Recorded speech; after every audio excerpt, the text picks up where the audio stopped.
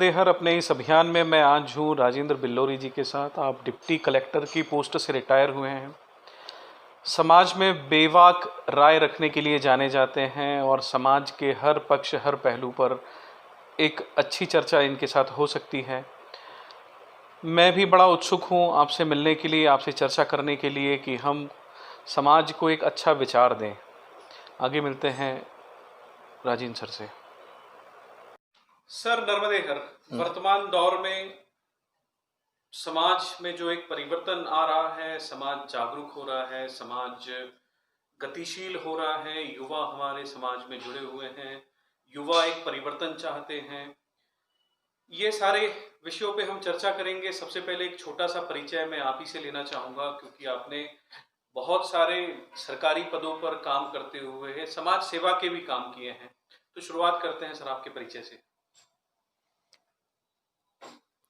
नर्मदा प्रखर के सभी दर्शकों को मेरा नमस्कार। नर्मदेहर, आपने परिचय के बाबत पूछा है।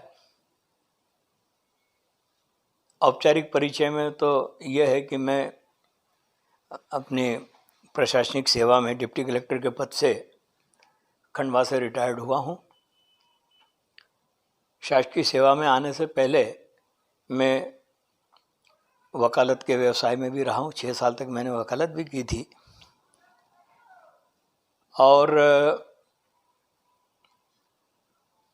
अन्य समाज के कार्यों में भी सतत। पहली बार मैं समाज में मेरी सहभागिता सन 1970 में हरदा के सम्मेलन से हुई थी, जब मैं स्कूल बॉय था, हायर सेकेंडरी स्कूल में पढ़ता था और अपने बाबूजी के साथ सम्मेलन को अटेंड किया था।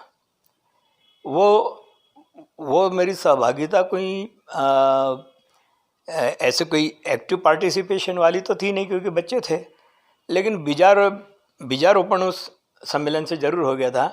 समाज क्या है, सम्मेलन क्या है, बाबूजी कैसे हैं, कैसे समाज में कार्य करते हैं, बड़े बड़े लोग अपने समाज के महान पूर्वज लोग कैसे होते हैं, उनसे मिलने का जो मौका मिला, उसने ज़रूर मन में एक प्रेरणा, एक भावना भरी कि समाज में सतत सक्रिय रहना चाहिए।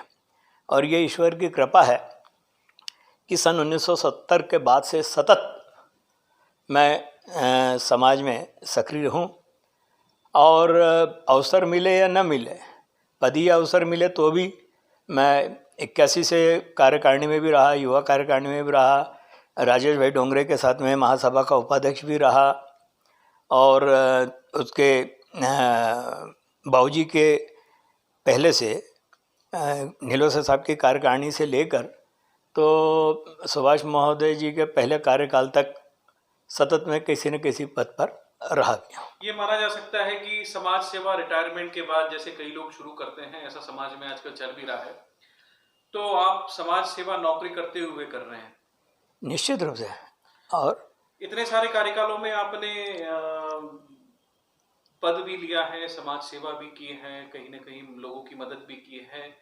नीलोसे साहब के कार्यकाल से लेकर वर्तमान तक महासभा में क्या परिवर्तन है? जिस प्रकार हम देखते हैं शैलन भाई कि पिछले 30-40 सालों में या कह लो 50 सालों में समाज और संसार का ऐसा कौन सा फील्ड है, कौन सा क्षेत्र है जिसमें परिवर्तन ना आया हो। उसी परिवर्तन से प्रभावित, अच्छा परिवर्तन दोनों तरह के, प्रोग्रेसिव भी, डिटोरिएशन वाले भी, दोनों तरह के हैं। तो वो जो मिला जुला प्रभाव समाज के सिर्फ अपने समाज नहीं, सार्वजनिक जीवन के हर क्षेत्र को प्रभावित किया है, उसी तरह से इसने हमारे समाज को भी प्रभावित किया है। सबसे ज़्यादा अगर मैं परिवर्तन की बात करूं तो ये ज़रूर था कि पहले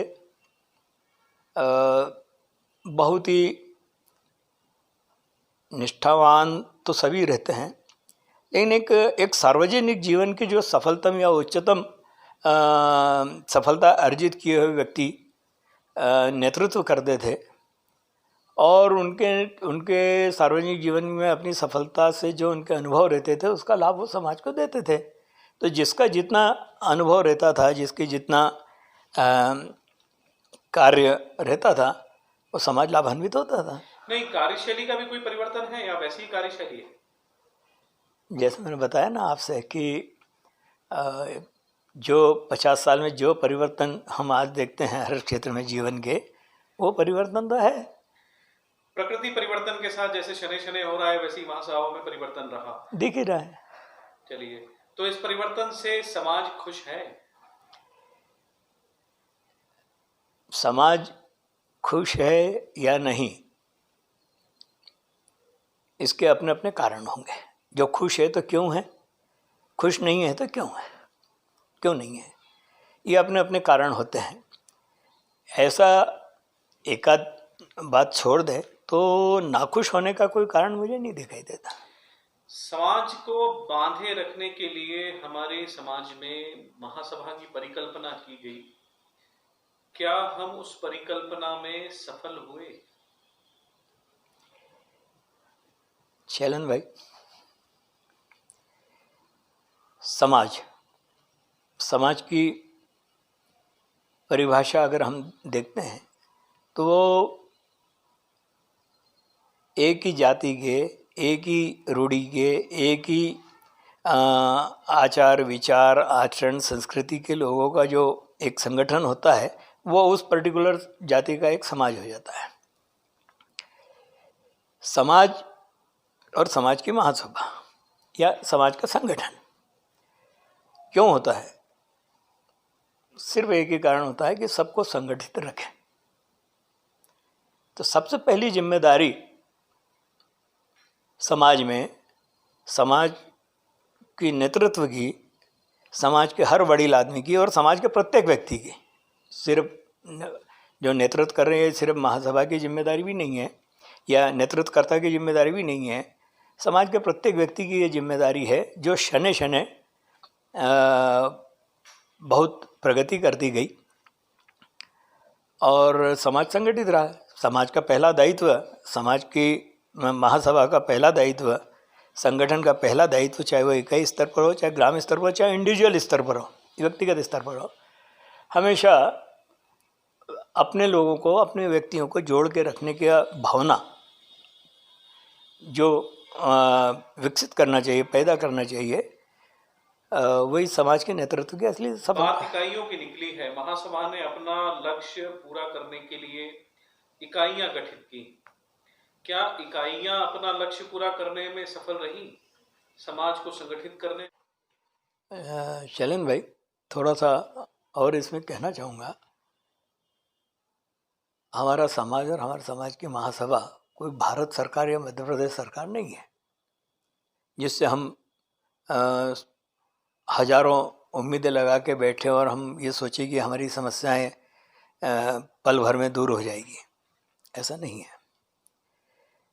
सिर्फ एकमात्र कर्तव्य होना चाहिए, अगर हम हमारे समाज के लोगों में सिर्फ संगठित रहने, एक दूसरे को सहयोग करने, एक दूसरे का साथ देने और समाज की एकता की भावना को अगर हम उनके हृदयों में बैठा देने में सफल हो गए तो समझ लीजिए हमारा समाज अपने लक्ष्य में सफल हो गया। सारी चीज़ें समाज की एकता और संगठन के बाद आती है। अगर आप संगठित हैं तो सारी चीज़ संभव है, अगर आप संगठित नहीं हैं तो आप कुछ भी सफल नहीं हो सकते हैं। क्षेत्रवाद का बीज कहाँ से पनपता है?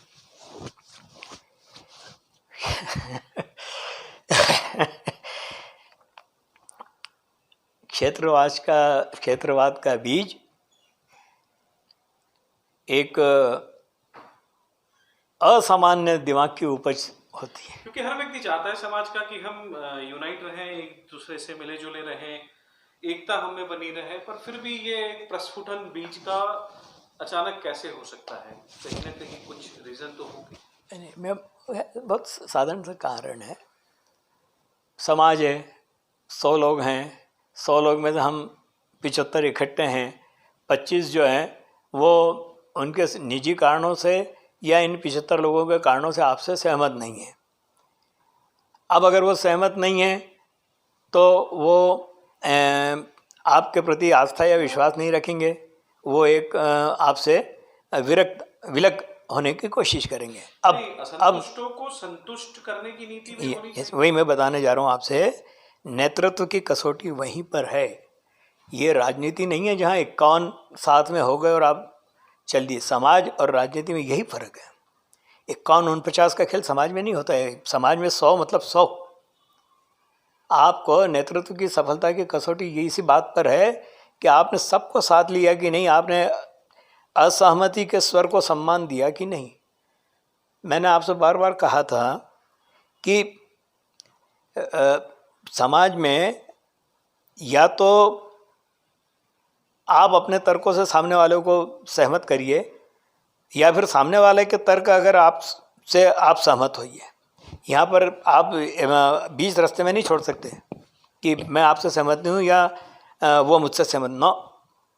या तो आपका अगर आप सक्षम समर्थ विचारवान हैं तो आप गहन चिंतन, गहन मंथन, गहन अध्ययन करिए और ये देखिए कि मैं अपने किन तर्कों से इसकी असहमति को दूर कर सकता हूँ, या अगर उसके तर्कों में दम है तो निसंकोच आपको उसके तर्कों से सहमत होकर आपको उसके साथ होना चाहिए। और तभी ये समाज की जो सीमेंट कंक्रीट की एकता बन पाएगी। आपसे कोई सहमत नहीं, आपने छोड़ दिया, वो आपसे सहमत नहीं, उसने आपको छोड़ दिया, तो ये तो फिर एकता कहाँ से आएगी? नहीं तो अभी तक ऐसे प्रयास आपकी नजर में नहीं हुए?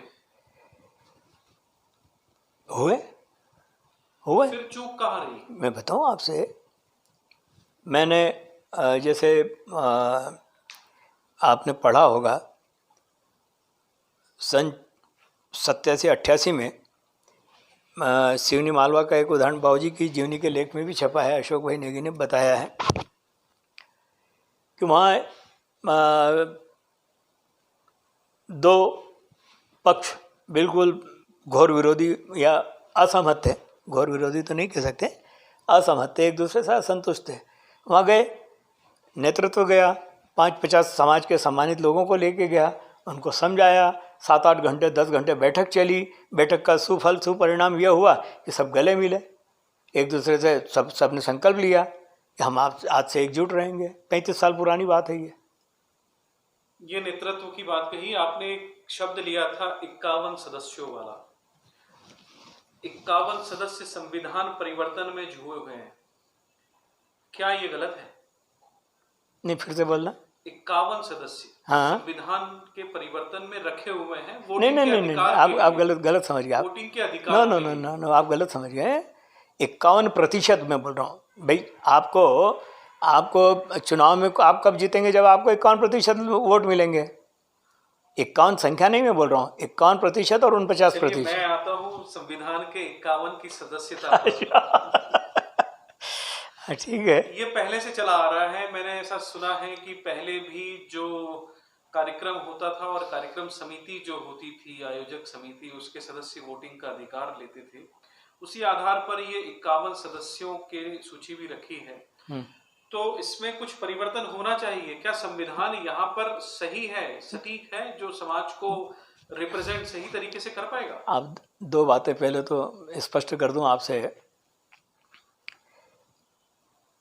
पहले जैसा आपने बताया कि ये समितियां होती थी और समिति चुनाव करती थी। समाज में 100 साल के इतिहास में 90 साल तक कोई चुनाव नहीं हुआ, पहली बात। और वो जो समितियां होती थी, वो समितियां, वो आयोजक होते थे। उन आयोजकों में आप नाम देखिए पूरे इतिहास उठा के, वो अपने अपने क्षेत्र के श्रेष्ठ समाज सेवी होते थे, श्रेष्ठ समाज के लिए न्योछावर करने वाले लोग होते थे। और चूंकि वो उस एक क्षेत्र में आयोजित होने वाले सम्मेलन के कर्ता धर्ता होते थे, इसलिए एक सामान्य बैठक हो जाती थी, उसमें सभी आते थे, सब उस क्षेत्र के नहीं। आप देखिए उसमें एक तो समिति हो गई, एक आते थे फिर दूसरे क्षेत्रों के दिग्गज लोग, जिनके ऊपर 0.001% भी आप किसी तरह का कोई अनास्था की बात नहीं कर सकते। ये लोग मिलकर समाज की एकता के लिए, मैं फिर से एक बार आपको बताऊं शरण भाई, समाज में अगर एकता कायम रखना है तो सर्वसम्मति से ही हो सकती है।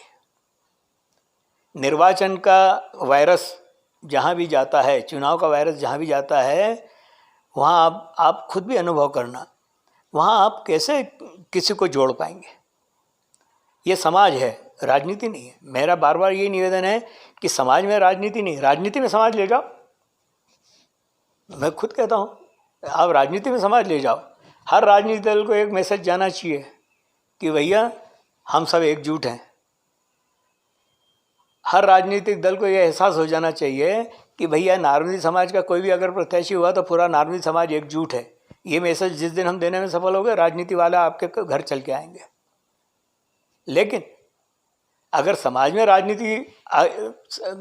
राजनीति का आप दलीय राजनीति से अर्थ मत लगाना, सभी तरह की राजनीति, मेरा तेरा, मेरी इच्छा मेरी अनिच्छा, मेरी पसंद मेरी नापसंद, मेरा अपना मेरा पराया, है ना, मेरी रुचि का मेरी अरुचि का, इस भाव से आपने जिस दिन काम किया समाज में एकता नहीं ला सकता। आपको अगर मैं आपको अगर पसंद नहीं करता हूँ, लेकिन मुझे मालूम है कि आप में पर्टिकुलर समाज के हित में ये सर्वश्रेष्ठ निष्ठा और योग्यता है, तो मुझे आपको नमन करना चाहिए। हमारे समाज में लोकतांत्रिक पद्धति शायद राजेश डोंगरे जी के समय बहाल हुई और तब से चुनाव शुरुआत हुआ, और मैं तो ठीक है वो एक शुरुआत है, तो आप क्या बैलेट पेपर के चुनाव को सही नहीं मानते? थोड़ा सा सुधार कर लीजिए आप। प्रजातांत्रिक शुरुआत राजेश भाई के टाइम से नहीं हुई। प्रजातांत्रिक शुरुआत तो 1920 से ही हुई थी। प्रजातांत्रिक तरीके से ही सब होता था। वोटर यानी निर्वाचन की जो प्रणाली थी वो मतदान के द्वारा पहली बार राजेश भाई डोंगरे के टाइम में, है ना। तो ये एक बड़ा आश्चर्यजनक बात लगती है कि बैलेट पेपर से मतदान हुआ मतलब प्रजातांत्रिक होगा। नो, ऐसा नहीं है। प्रजातंत्र नहीं होता तो 1920 में हम इकट्ठे होते क्या? प्रजातंत्र का बीज तो तब से हो गया था। ये कह सकते हैं अपन कि मतदान के द्वारा निर्वाचन की प्रक्रिया का प्रारंभ राजेश भाई डोंगरे के टाइम से हुआ था। भाई हमारे संविधान में भी लिखा है, शुरू से आखिर तक के आप जितने संविधान पढ़ेंगे मैं आपको सब बता सकता हूँ। उसमें पहले ये लिखा है कि यथासंभव सर्वसम्मति से अध्यक्ष का निर्वाचन होगा। अगर ऐसी सर्वसम्मति बनाने में सफलता प्राप्त नहीं होती है तब निर्वाचन के द्वारा, मतदान के द्वारा निर्वाचन होगा। भाई है तो प्रजातंत्र, आप किसी को मना तो कर नहीं सकते कि भैया आप खड़े मत होना या आप मत होना। लेकिन सर्वसम्मति के प्रयास कैसे होते हैं? मंडलेश्वर में सम्मेलन,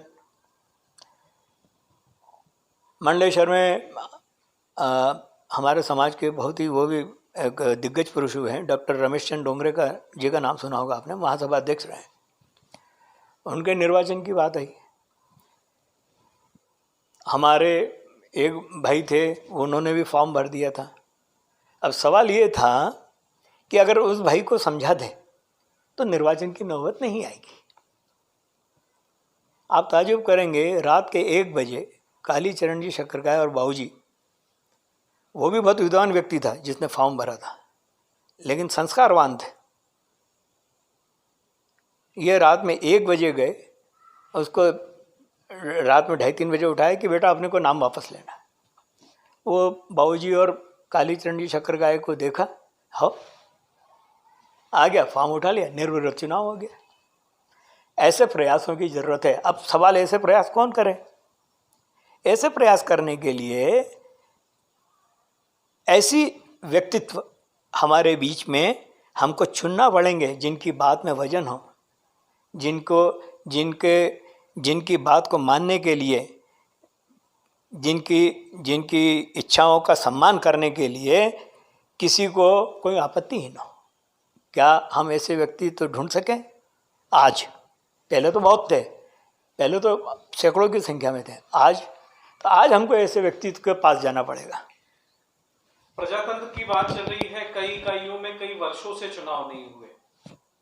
हम युवाओं को कैसे लेकर आएंगे जब तक हम अपना पद खाली करके नए व्यक्ति को नहीं देंगे? बहुत सही, बिल्कुल सही कह रहे हैं आप। तो इसमें किसकी भूमिका महत्वपूर्ण मानी जा सकती है? चुनाव समिति जो हमेशा से बनी रही है, क्या चुनाव समिति ने अपनी कार्य प्रॉपर तरीके से नहीं किए? देखिए, चुनाव समिति असली में वास्तव में सिर्फ 3 बार आई, और राजेश भाई डोंगरे के टाइम तो चुनाव समिति जैसी कोई बात भी नहीं थी। हो गया, इकट्ठे हो गए, चुनाव हो गया। चुनाव समिति और निर्वाचन प्रक्रियाओं का पालन और निर्वाचन अधिकारी की नियुक्तियां पिछले 2 कार्यकाल से हुई, लेकिन वो महासभा के इलेक्शन के बाद उनको सक्रिय रहना था, ऐसा कहीं प्रावधान नहीं था, या उनको किसी ने निर्देश भी नहीं दिए। अच्छा, मतलब चुनाव समिति केवल चुनाव तक सीमित थी, ऐसा लगता है। आप देखिए, है ना, उसमें यही मैं कह रहा हूँ, थोड़ा सा संविधान में थोड़ा इलोबरेट उसको व्यापक बनाते हैं ना, एक एक चीज़ का अगर अपन उसमें समावेश कर दें तो मुझे नहीं लगता कि हमारे समाज में कोई ऐसी बातें हैं 100 साल तक हमारे समाज में के संविधान में कभी संशोधन की ज़रूरत भी न पड़े, अगर आज ही हम इतना व्यापक बना दे तो। नहीं, 85-86 तक तो संविधान था भी नहीं। संविधान तो 85-86 के बाद जब रजिस्ट्रेशन हुआ तब से शुरुआत हुआ। नहीं, ऐसा भी नहीं है। 86 में जो संविधान था वो रजिस्ट्रार फर्म्स एंड सोसाइटीज़ के यहाँ रजिस्टर्ड हुआ, उसके पहले भी संविधान था। आपके पास किताब होगी, आप किताब पढ़िए, उसमें भी लिखा है महासभा का संविधान, लेकिन वो रजिस्टर्ड नहीं था। अब मुझे एक बात बताइए, इंग्लैंड में तो अलिखित संविधान है और प्रजातंत्र का फादर वही माना जाता है। England is the father of the democracy, वहाँ लिखित संविधान ही नहीं है। तो ये कहना कि ये 86 पहले संविधान नहीं था, गलत बात। दूसरी बात, सिर्फ संविधान क्या है, मैं आपसे एक्चुअली यही जानना चाह रहा था। संविधान की जब जिक्र छेड़ा तो समाज के लिए संविधान की क्या महत्ता होनी चाहिए और संविधान कैसे समाज को रोक सकता है, जोड़ सकता है? शैलन भाई, 2 बातें हैं। संविधान पहले तो है क्या? आप भी इस प्रश्न का उत्तर खोजने की कोशिश करना और लोगों से, जो मैंने समझा है और जो मैंने पढ़ा है। संविधान चाहे भारत का, देश का हो, राज्य का हो, समाज का हो, संस्था का हो, उस संस्था, समाज, देश के लोगों के द्वारा अपनी स्वतंत्रता का एक एक अंश, कुछ अंश त्याग कर अपने आप को जिस लिपिबद्ध नियमों में आबद्ध करते हैं, वो संविधान है। हमने हमारी स्वतंत्रता का त्याग किया है कि हाँ ठीक है साहब, हम ये करें तो मारना, हम ये करें तो हमको प्रताड़ना। पर ये अलिखित हो गया। हम लिखित संविधान की बात, मैं लिखित की बात कर रहा हूं। संविधान ने जो संविधान लिखा हुआ है महासभा में, उस लिखित संविधान की महत्ता समाज के लिए कितनी है? एक बात बताएं शैलन भाई, जब भारत में दूध घी की नदियां बहती थी, जब हर घर से छाछ लेने वालों को मुफ्त में 100 लोगों को छाछ बांटा जाता था, तब उस भारत में कभी किसी ने कल्पना की थी कि खाने की चीज़ों में मिलावट होगी और भारत में खाद्य अपमिश्रण अधिनियम, फूड एडल्ट्रेशन एक्ट लाना पड़ेगा? लाए ना। वो भी एक दौर था, ये भी एक दौर है। तो जैसे जैसे समाज की परिस्थितियां बदलती हैं, ऑटोमेटिक आपको नियम लाना पड़ेंगे। अब समाज हमेशा, संविधान जो है वो समाज के जन सामान्य की भावनाओं के अनुकूल उनके विकास के लिए बनाया गया दस्तावेज है। अगर आपने ये सारी चीज़ें समाविष्ट कर दी तो किसी के असंतोष का कारण नहीं रहेगा। आप संविधान हमेशा दुधारी तलवार है। आप इस संविधान के तहत सबको जोड़ लीजिए, इस संविधान के तहत आप कुछ को नाराज कर लीजिए। तो हमको एक ऐसा सर्वसमावेशी संविधान हम देख लें, और यह जरूरी नहीं कि एक ही बार में सब अंतिम बन जाए। समय समय पर आपको इसमें चेंज करना पड़ेंगे। वो कैसे करना पड़ेंगे कि अब भैया मैंने एक संविधान बना दिया, मैंने एक प्रावधान धर दिया, इस प्रावधान से लोगों में असंतोष है, उस असंतोष के मैंने परीक्षण कर लिया, परीक्षण करने से ये लगा कि हाँ भैया ये इसको इससे जो लोगों में असंतोष व्याप्त है उनका असंतोष दूर करने से संविधान की मूल भावना की मूल आत्मा नहीं मरती है, तो मुझे चेंज कर देना चाहिए। और अगर आप नहीं करेंगे तो असंतोष बढ़ता जाएगा।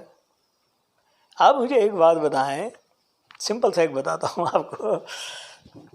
आपने बहुत पौराणिक कथाओं में पढ़ा होगा कि ऋषि मुनियों ने श्राप दे दिया, भगवान ने वरदान दे दिया, फलाने ने वो कर दिया। उसका आधार क्या है? सिर्फ लिखा हुआ ना, वो जो है दुर्वासा ऋषि ने श्राप दे दिया, तो दुर्वासा ऋषि के श्राप को लागू कौन करवाएगा बताओ? भगवान। तो भगवान क्या हुआ? संविधान। उस संविधान ने इनको ऐसा पावर दिया कि तुम जो बोलोगे वो हो जाएगा, लोकहित में। लोकहित में दिया तो ठीक, नहीं दिया तो भगवान भोले भंडारी नहीं दे दिया कि जो जिसके सर पे हाथ रखेगा मर जाएगा। तो फिर संकट आया ब्रह्मांड में, तो हल निकाला कि जाओ भैया नाचो, नाचते नाचते हाथ धरवा देना, तो ये खुद ही भस्मासुर मर जाएगा। मेरी बात समझ रहे हैं ना आप? तो संविधान दरअसल हम ये नहीं कह सकते कि आज परिपूर्ण हो गया या आज परिपूर्ण नहीं था, है। अब आ रही है कोई बात आ रही है, हटा दो, लेकिन उसके पीछे लक्ष्य हमारे समाज की एकजुटता, हमारी एकता, हमारा संगठन की मजबूती मूल कारण होना चाहिए। आप थोड़े से ला के जानकार होंगे या जो भी ला के जानकार हैं वो समझते हैं, भारत के संसद द्वारा जितने भी कानून बनाए जाते हैं वो सब अगर संविधान की कसौटी पर खरे नहीं है तो सुप्रीम कोर्ट 1 मिनट में उसको अल्ट्रा वायरस संविधान के विरोधी मानकर खारिज कर देती है। तो अपने यहाँ सुप्रीम कोर्ट की संरचना की बात कर रहे हैं आप? सुप्रीम कोर्ट की संरचना, आप शब्दों पे मत जाइए। नहीं, मतलब शब्द से मतलब है कि संविधान का जो मूल स्वरूप है वो शुरू होता है महासभा से और उसकी संरचना में पूरा समाज आता है। निश्चित। तो इस महासभा के ऊपर भी कोई सुपर अथॉरिटी संविधान के चलाने के लिए वो चाहते हैं? हमारे संविधान में ही लिखा हुआ है। हाँ, आप संविधान पढ़ेंगे तो उसमें ही लिखा हुआ है कि भैया अगर ये नहीं है, अगर ये एक पालन करना संविधान का, इस पालन करने में अगर ये असक्षम होते हैं तो संरक्षक गण जो है इसका पालन करवाएंगे। संरक्षक गण कौन है तो उसकी परिभाषा दी है। महासभा के भूतपूर्व जीवित अध्यक्ष जो है वो संरक्षक होंगे। क्या हम सफल हुए? आप देखिए हम असफल कहाँ हैं, इसीलिए तो पूछ रहा हूँ, क्या हम सफल हुए? नहीं, आपका प्रश्न जो है सफल होने का, मेरा उत्तर यह है कि हम असफल कहाँ हैं। जब असफल होंगे तब सफल होंगे, वो बात आएगी ना। अब अगर समाज के विकास पे लगातार आगे बढ़ रहे हैं, इसमें युवाओं को हम किस स्थान पर देखते हैं? मैंने एक प्रश्न किया था कि हम युवाओं को समाज में लाने के लिए अगर उनको पद की आवश्यकता है तो पद नहीं दिए जाते हैं या वो वेट एंड वॉच में रहते हैं। हमारा युवा समाज से दूर जा रहा है, उसके लिए कोई है आपके पास? बिल्कुल है, बहुत अच्छी सी बातें हैं। युवा, शैलन भाई आपका भी अपना अनुभव है, ये बताइए कि जितनी भी हवाई दुर्घटनाएं होती हैं क्यों होती है? सिर्फ 2 कारण, हवाई जहाज में तकनीकी खराबी या ट्रेनी पायलट का चलाना।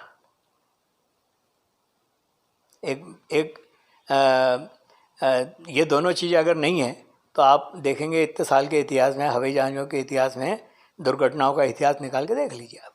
नहीं तो युवा, सुनिए मैं वही बताने जा रहा हूँ आपसे। तो युवा जो हमारी शाखा है, इनको हमें युवा जो महासभा हमारी बनी है वो उनका, अब देखिए राजेश भाई डोंगरे युवा महासभा में थे, सुभाष भाई महोदय युवा महासभा में थे, वहाँ से यहाँ आए ना, तो इनका प्लेग्राउंड वहाँ रखिए, है ना, और वहाँ से जो अनुभव लेंगे नेतृत्व करने की, ये हम लोगों का दायित्व है कि हम ऐसी पौध तैयार करें मैं फिर से कहता हूँ कि, और एक बात मैं गर्व से आज से नहीं बहुत सालों से हर मंच से समाज के कहता आया हूँ कि मेरे नारदीय ब्राह्मण समाज का प्रत्येक युवा बहुत ही उत्कृष्ट श्रेणी का है, बहुत विद्वान है, बहुत इंटेलिजेंट है, बहुत परिश्रमी है, बहुत मेहनती है। उसकी बौद्धिक क्षमता, उसकी उर्वरा जो बौद्धिक शक्ति है उसका कोई सानी नहीं है। तुलनात्मक रूप से मैं दावा कर सकता हूँ कि भारत में इनसे ज़्यादा ईमानदार भी नहीं है कोई, इनसे ज़्यादा मेहनती भी कोई नहीं है, इनसे ज़्यादा निष्ठावान भी कोई नहीं है। ये बिल्कुल, और ये मेरा अनुभव बोल रहा है, मैं यूँ नहीं बोल रहा हूँ, बहुत अनुभव के आधार पर बोल रहा हूँ।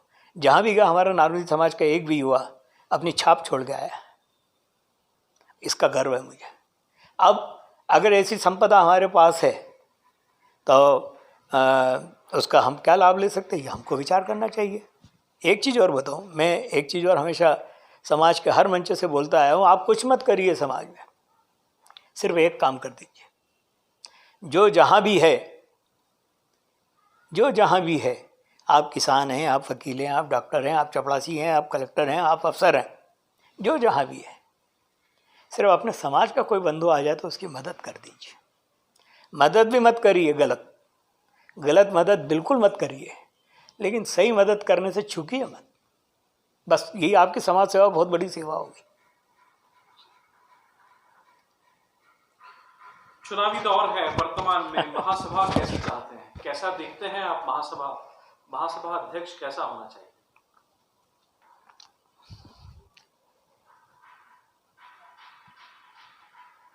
ये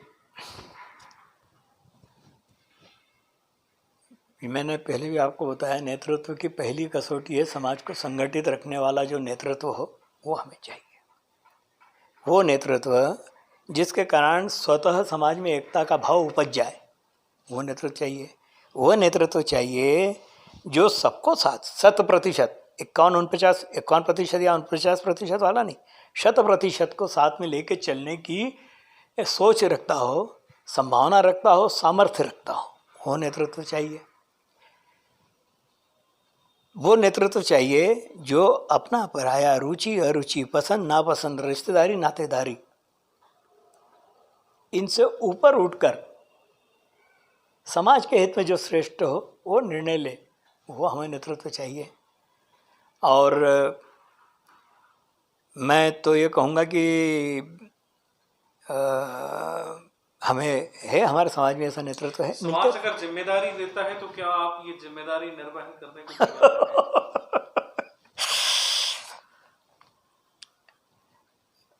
ये आपने इसको लॉ की भाषा में लीडिंग क्वेश्चन बोलते हैं। लीडिंग क्वेश्चन मतलब प्रश्न में उत्तर वाला। तो भैया परिस्थिति देखूंगा, परिस्थिति कौन सी, किन परिस्थितियों में मुझे कौन सा दायित्व लेना है। अगर समाज का जिम्मेदारी देती है, समाज जिम्मेदारी देती है तो निश्चित 100% मैं उठाऊंगा। मुझे लेना चाहिए कि नहीं, मुझे जाकर लेना चाहिए कि नहीं, ये परिस्थितियों पर देखूंगा। आप अभी क्या मानस बनाते हैं? मैं ये तो खैर इंटरव्यू आप ले रहे हैं, लेकिन मैं आपकी बहुत तारीफ करता हूँ शैलन भाई। जो समाज की इच्छा सर्वोपरि वो मान्य करेंगे बस। लेकिन ये जो मैंने बताया है, इन कसौटियों पे जो भी आए खरा हो, मैं आऊँगा तो मैं भी यही कोशिश करूँगा, नहीं आया तो जो आए उससे ही अपेक्षा रखूँगा। समाज को अगर कोई संदेश देना चाहें आप, युवाओं को, महिलाओं को, महिलाएं भी समाज में बहुत सक्रिय हो रही हैं, अगर कुछ संदेश देना चाहें आप तो? युवाओं के लिए सबसे पहले तो मेरा एक ही संदेश है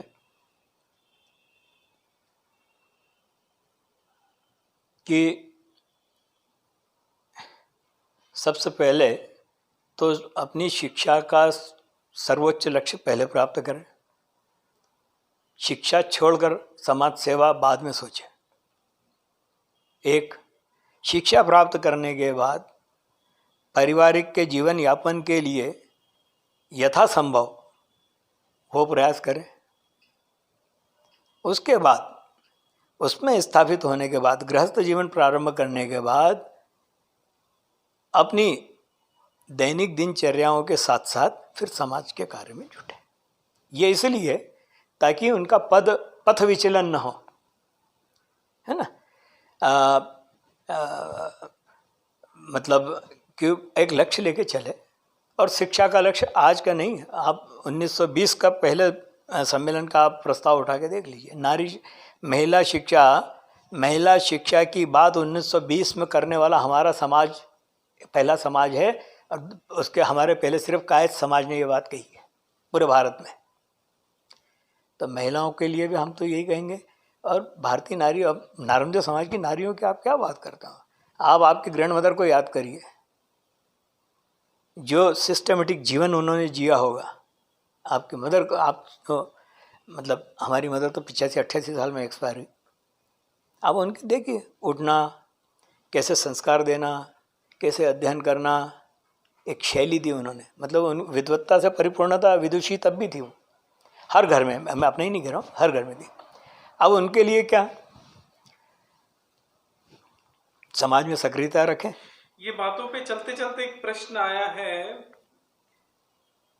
हमारे पूर्वजों पे प्रश्न उठाए जाते हैं कई बार, क्या किया तो क्योंकि आपने एक चर्चा छेड़ी है महिलाओं की, हमारी विदुषी महिलाओं की, और वाकई में हमारी माताओं ने, हमारी दादियों ने, हमारी परदादियों ने जो संस्कार दिए थे घर को, परिवार को, समाज को, वो हम में है आज भी। तो महासभा को लेकर जो प्रश्न पूछे जाते हैं, वो उसके ऊपर कुछ आप जरूर, मैं जानना चाहूंगा, क्या वो प्रश्न सही है? हमारे पूर्वजों पर उंगली उठाना, हमारे पूर्वजों पर प्रश्न करना। शैलेंद्र भाई, प्रश्न कौन उठा रहा है ये ज़्यादा महत्वपूर्ण है। अब जिन्होंने पूर्वजों को देखा ही नहीं, पूर्वजों को पढ़ा ही नहीं, पूर्वजों को समझा ही नहीं, और खुद की स्थिति इस तरह के प्रश्न उठाने लायक समाज में नहीं हो, उनको ऐसे प्रश्न नहीं उठाना चाहिए। एक बात पूरे गर्व के साथ, पूरे सम्मान के साथ मैं कहना चाहूँगा कि हमारे दिवंगत जितने भी पूर्वज थे महासभा के, वो अपने समय के श्रेष्ठ लोगों में से एक थे। इसलिए उनके बारे में इस तरह की एक सिंपल सी बात है, इसलिए उनके बारे में इस तरह की बातें उठाना मैं बिल्कुल उचित नहीं मानता हूँ। दूसरी बात, आप आपकी आंखों के आगे 2 उंगली रख के हिमालय देखोगे तो हिमालय दिखेगा आपको?